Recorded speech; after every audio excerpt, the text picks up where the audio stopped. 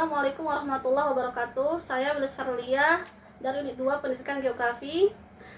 Di sini saya akan mempresentasikan tugas saya tentang produksi ruang, yang dimana saya memilih lokasi Pasar Kota Langsa. Sebelumnya yang saya hormati dosen pengampu mata kuliah Geografi Politik, yaitu Bapak Muhammad Aldilwan. Oke, selanjutnya di sini saya akan mempresentasikan tugas saya tentang produksi ruang studi kasus Pasar Kota Langsa. Oke, selanjutnya di sini terdapat definisi produksi ruang menurut Henri Lefebvre, yang seorang sosiolog Prancis, di mana ia memperkenalkan konsep produksi ruang. Menurutnya, ruang itu bersifat dinamis, sebagaimana tumbuhan, batuan, musik, dan elemen lain yang memiliki kehidupan. Ia juga memandang ruang sebagai perwujudan berbagai konsep pemikiran yang kemudian digunakan untuk memahami kehidupan sosial. Itu definisi produksi ruang menurut Henri Lefebvre.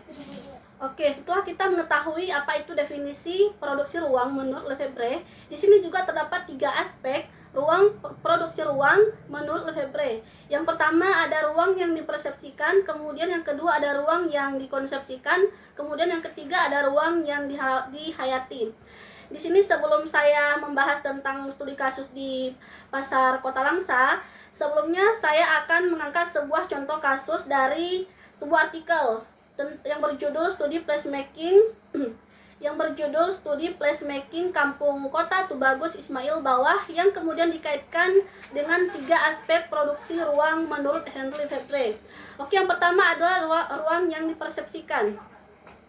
Oke, yang pertama ada ruang yang dipersepsikan. Setelah saya analisis, di sini ada kalimat dari studi kasus tersebut berkaitan dengan aspek yang pertama, yaitu ruang yang dipersepsikan, di mana warga kampung Tubagus Ismail Bawah itu menggunakan ruang seperti area warung bubur, halaman rumah kos, dan teras bersama sebagai tempat berinteraksi. Itu menunjukkan bagaimana ruang tersebut digunakan sesuai kebutuhan sosial mereka dalam kehidupan sehari-hari.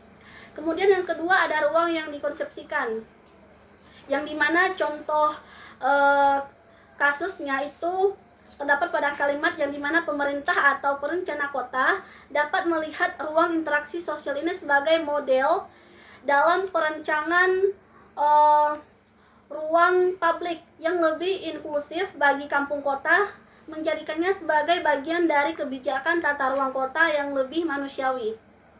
Kemudian yang terakhir ada ruang yang dihayati.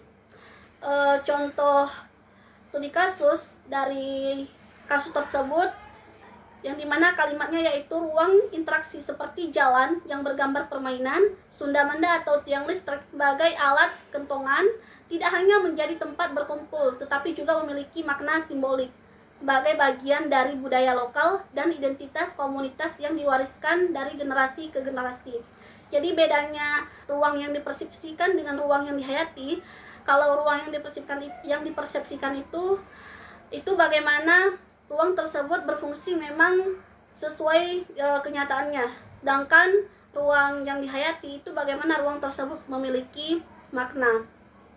Oke, seperti yang saya jelaskan sebelumnya, saya memilih lokasi Pasar Kota Langsa. Nah, setelah saya turun lapangan, di situ saya melihat beberapa contoh aktivitas yang berkaitan dengan aspek ruang yang dipersepsikan. Contoh aktivitasnya yaitu seperti tempat jual beli. Jadi pasar itu memang berfungsi sebagai tempat jual beli. Pasar juga berfungsi sebagai tempat pedagang kaki lima, semir sepatu, dan pangkalan becak. Itu adalah contoh aktivitas yang berkaitan dengan aspek ruang yang dipersepsikan. Jadi memang berfungsi sesuai dengan ruang tersebut. Jadi yang kedua ada ruang yang dikonsepsikan atau aspek ruang yang dikonsepsikan. Jadi di sini saya tidak memberikan contoh aktivitas dari lokasi tersebut, namun seperti instruksi kemarin bahwa ruang yang dikonsepsikan ini berbentuk peta. Jadi di sini saya menemukan peta pola ruang RT RW Kota Langsa. Kemudian juga ada peta maps, yaitu Pasar Kota Langsa seperti yang teman-teman lihat di sini. Jadi dalam RT RW Kota Langsa, pasar ini memang ditetapkan sebagai zona perdagangan. Begitu juga di dalam pola ruang RT RW Kota Langsa. Kemudian yang terakhir adalah ruang yang dihayati. Nah, ruang yang dihayati seperti yang teman-teman lihat di sini. Setelah saya turun lapangan, jadi saya melihat beberapa aktivitas yang berkaitan dengan aspek ini, yang dimana contoh aktivitasnya, jadi ruang pasar itu tidak hanya sebagai tempat jual beli. Nah, yang aspek ini kan bagaimana ruang tersebut memiliki makna. Jadi pasar itu tidak hanya sebagai tempat jual beli, tapi bisa dijadikan sebagai tempat wawancara tugas seperti yang kami lakukan ini. Kemudian selain itu, ruang pasar ini juga bermakna sebagai tempat, contohnya sebagai tempat berburu takjil. Nah, itu juga merupakan contoh aktivitas dari aspek ini. Kemudian yang ketiga, sebagai tempat mencari nafkah atau sebagai tempat pencarian utama. Mungkin itu beberapa contoh aktivitas dari ruang yang dihayati.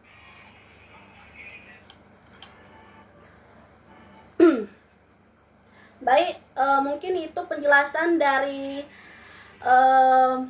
ketiga aspek tersebut. Kemudian juga teman-teman sudah melihat tadi tentang contoh-contoh kasus yang berkaitan dengan aspek tersebut.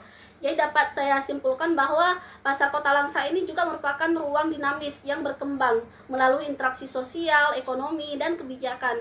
Sebagai praktik spasial, pasar tentunya digunakan untuk jual beli serta aktivitas pendukung seperti transportasi beca, jasa semir sepatu, dan parkir. Nah, dari aspek representasi ruang, pasar diakui dalam RT/RW sebagai kawasan perdagangan, meskipun adaptasi ruang tetap terjadi, seperti keberadaan pedagang kaki lima di luar zona resmi.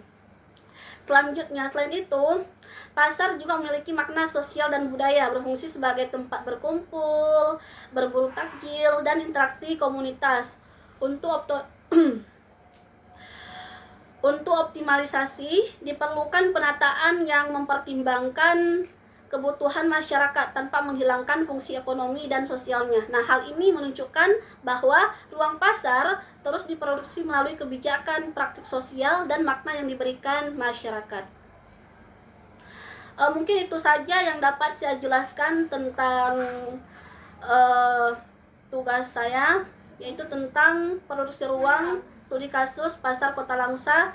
Semoga apa yang telah saya jelaskan dapat dimengerti dan bermanfaat bagi saya dan juga bagi teman-teman. Baik, mungkin ini saja yang dapat saya presentasikan. Terima kasih, semoga bermanfaat. Assalamualaikum warahmatullahi wabarakatuh.